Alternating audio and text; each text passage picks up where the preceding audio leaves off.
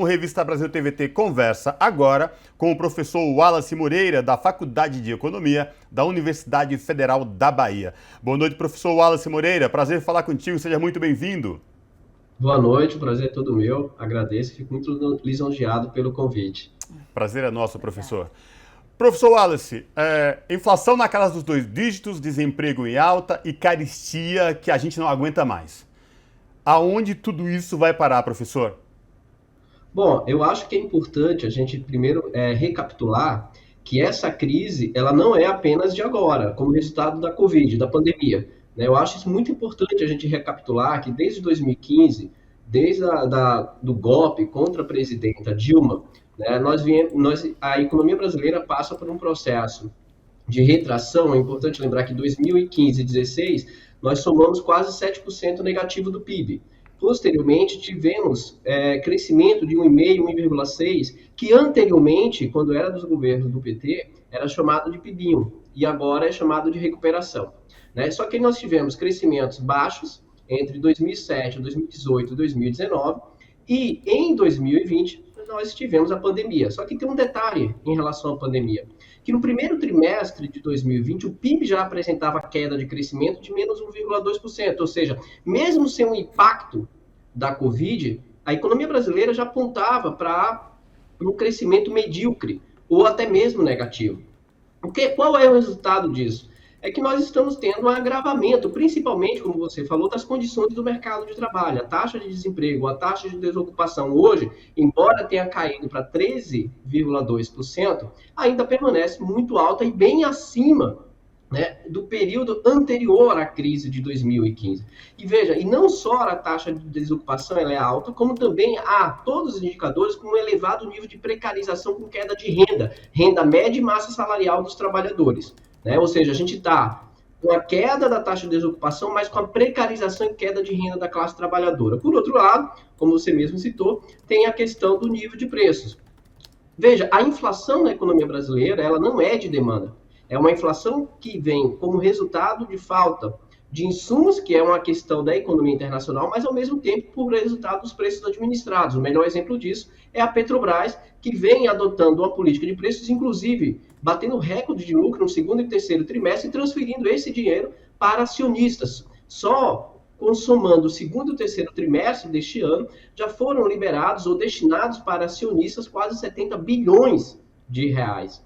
E aí o Banco Central, né, decidiu elevar os juros para controlar a inflação que ultrapassa os 2 dígitos, corroendo o poder de compra da classe trabalhadora. Qual que é o problema? Porque, veja, nós não temos uma inflação de demanda. Então, a pergunta é, por que aumentar os juros para controlar uma inflação que não é de demanda, mas dos preços administrados e por falta de insumos? Porque, veja, há uma contradição, porque eu preciso reduzir juros para estimular a atividade econômica e recuperar o mercado interno, e o Banco Central tem adotado uma política de elevação de juros. E veja que esses juros, o aumento de 1 ponto percentual de juros, equivale a 50 bilhões a mais de gastos públicos com o serviço da dívida. Se o próprio mercado exige um ajuste fiscal em cortar gastos para equilibrar as contas públicas, o próprio mercado defende juros elevados, aumentando os gastos públicos. Ou seja, o discurso do ajuste fiscal, ele é um ajuste ou um discurso de conveniência, concordando, né? Convenhamos. Se é para cortar gastos da saúde, da educação e da sociedade, que atende a sociedade no orçamento público, ok. Mas se é cortar gastos de um orçamento que atende aos interesses de uma minoria do mercado financeiro, não. Isso não é válido. Então, eu acho que é um momento extremamente problemático, mas é que, acima de tudo, deixa em evidência que a condução da política econômica no país ela é conduzida de acordo com os interesses. E a conversa do André Esteves, do BTG, com o presidente do Banco Central, deixa muito isso claro. Né? Quem que manda e quem influencia na orientação de política econômica do país. Falando em quem que manda, quem influencia, a gente teve também recentemente, estamos, né, na verdade, ainda às voltas com o tal do Auxílio Brasil e o tal do furo no teto de gastos. Duas perguntas sobre isso. Primeiro, qual a sua avaliação desse imbróglio, professor? E a outra coisa, o quanto essa questão do teto de gastos, do furo no teto de gastos, pode impactar esses indicadores todos econômicos que a gente está falando, inflação, por exemplo. Olha, Maria, como eu estava falando com o Cosmo, tem um ponto que eu acho bem interessante, que, ó, o que é o teto de gasto? Eu acho que é importante a gente também ter clareza, né? Porque muita gente pode não entender. O teto de gasto foi uma política adotada pelo governo Temer que congela os gastos públicos por 20 anos. Vejam, nenhum país no mundo tem esse tipo de experiência de congelar os gastos públicos por 20 anos. Nenhum. E veja, o congelamento dos gastos se dá apenas nos gastos chamados correntes e gastos com investimento. O que são os gastos correntes? São gastos garantidos constitucionalmente, como o SUS, como a educação e o investimento em infraestrutura. Agora, olha que interessante, o gasto com o pagamento do serviço da dívida não entrou na regra do teto dos gastos. Ou seja, eu posso gastar à vontade com o setor financeiro, mas com a sociedade não. Então, veio a crise da Covid, né, e desde o princípio, todos os críticos do teto de gastos deixavam claro que era insustentável. Por que isso? Porque as necessidades da sociedade, ela mudam, né? Você pode ter crescimento, você pode ter queda, e veja, a crise mostrou muito a necessidade do auxílio, por exemplo. E aí o teto de gastos não permitia. Se não fosse o Congresso que tivesse, né, aprovado isso, o governo Bolsonaro, junto com o seu ministro Paulo Guedes, não tinham aceitado. E aí o mercado fica preocupado em furar o teto dos gastos, né, que é uma política inviável, irracional, porque é para atender a sociedade. Mas não se preocupa, por exemplo, com o teto de gastos quando é o uso de juros, como está aumentando os juros agora, como eu falei com o Cosmo, para atender o mercado financeiro. Então, na verdade, os interesses que estão se sobrepondo, né, de uma minoria sobre a sociedade. Agora, professor, isso que você comentou é muito importante, porque no começo a gente falou da questão do desemprego, que deu uma oscilada para baixo e tal, mas mesmo assim a quantidade de desempregados, o nível de desemprego no país é tão grande, e os empregos criados, grande parte da informalidade, ou seja, a precarização do trabalho. E a longo prazo, a equipe econômica não tem nenhum posicionamento, não vê-se uma luz no fim do túnel para tudo isso. A gente vai continuar ainda nessa gangorra por muito mais tempo? Eu queria que o senhor trouxesse para a gente uma expectativa de cenário daqui para frente. Tá, Cosmo, veja, aí outro ponto importante. Desde que foi aprovada a reforma trabalhista, por exemplo, tem um indicador que nos mostra o nível de precarização, que aponta para o nível de precarização das condições de mercado de trabalho, que é um indicador chamado taxa de subutilização. São trabalhadores que não conseguem trabalhar o tempo que eles querem, né? Eles são subutilizados. Isso é um sinal de precarização. Então, veja, esse indicador ele vem aumentando desde 2015 e se acentuou e se aprofundou muito. Hoje, a taxa de subutilização no mercado de trabalho é de 28%. A taxa de ocupação é de 50% abaixo do nível pré-crise, que era de 57%. Então, como você está colocando, veja, além da taxa de desemprego ser muito alta, e outro ponto, Cosme e Maria, é a taxa de desalento, que é o quê? As pessoas perderam a esperança de procurar emprego, que é 4,9, era 1,5. E isso bateu 5,6, agora caiu para 4,9. Quando eu somo isso, eu tenho quase 18,2% de pessoas fora do mercado de trabalho.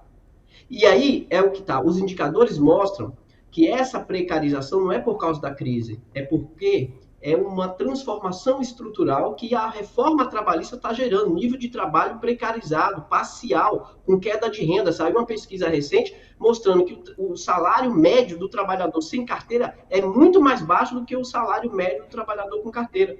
E aí, para completar, veja, como eu tenho no meu PIB 64% depende do consumo interno, com a destruição do mercado de trabalho, com o empobrecimento da classe trabalhadora, o futuro da nossa economia é deprimente.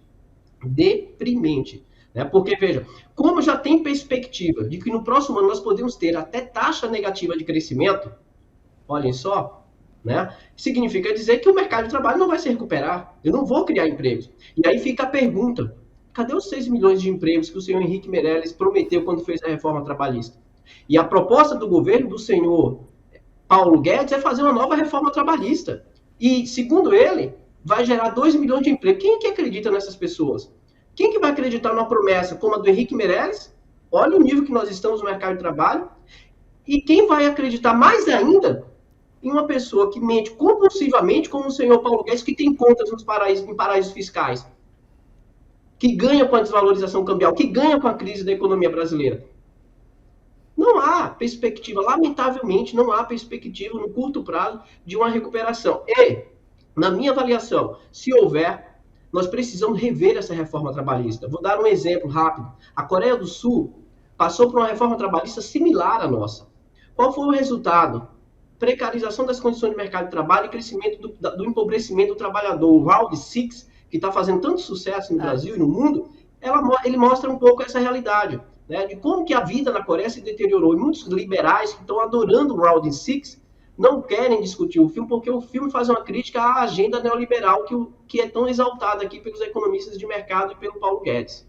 Exatamente, professor. Aliás, pesadíssimo o Round 6. Eu assisti e faz a gente pensar muito nessa decrepitude que estamos por causa do neoliberalismo, enfim. E aí, sobre isso, essa questão do crescimento ou não e dessa relação com o mercado de trabalho, com a possibilidade de consumo, eu queria falar do PIBinho, que a gente teve, né, o resultado aí em setembro, essa divulgação do não crescimento, o ano que vem eleições.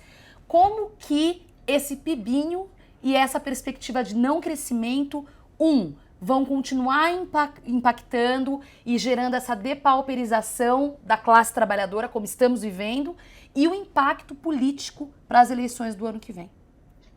Bom, veja, como no próximo ano nós temos eleição, uma das grandes apostas do presidente Bolsonaro na sua reeleição é a recuperação do mercado de trabalho para poder recuperar a popularidade dele.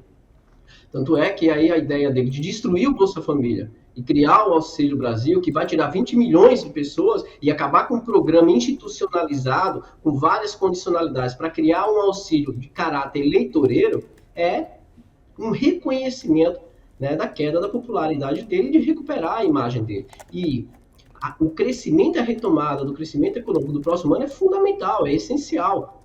Porque, caso contrário, isso vai ser muito usado para além de todos os crimes e absurdos cometidos por este governo, como a negação da Covid, a CPI da Covid mostra isso, os diversos crimes cometidos pelo governo, né, pelo negacionismo, pelas fake news disseminadas ao ponto do próprio presidente da República associar a vacina à AIDS. Isso vai ser tudo usado. E ele poderia se resguardar numa dinâmica de retomada de crescimento. Aí tem um ponto que a gente precisa qualificar. O ano passado a gente teve queda do crescimento de menos 4,2%. Ou seja, qualquer crescimento esse ano vai dar positivo, porque a base de comparação é negativa.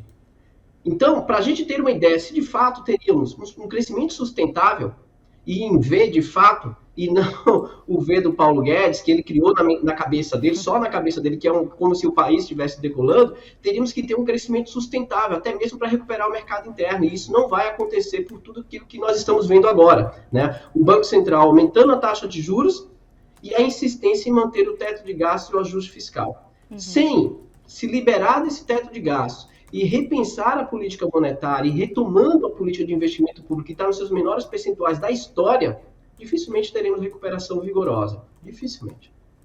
Com certeza. E, inclusive, o ministro Paulo Guedes, ele está tão desequilibrado, perdido no personagem, como eu costumo dizer, que sobrou até para o ministro Marcos Pontes, né? Que até ele acabou levando. Entre eles. Mas veja, o que ele falou para o ministro Marcos Pontes é aquilo que ele acha da educação da saúde.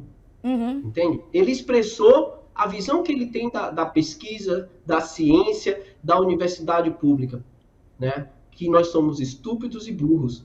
É isso que ele pensa, né? Tanto é que ele ataca a todo instante as universidades públicas, os professores, os pesquisadores, e se não fosse o SUS, né, nós estaríamos numa crise muito mais grave. Com certeza. Professor Wallace Moreira, muito obrigada, professor da Faculdade de Economia da Universidade Federal da Bahia. Professor, obrigada mais uma vez pela participação aqui no Revista Brasil TVT. Eu que quero agradecer a você, Cosma, você, Maria. Fico muito lisonjeado e honrado pelo convite e fico sempre à disposição. Prazer é todo nosso. Abraço, professor. Abraço.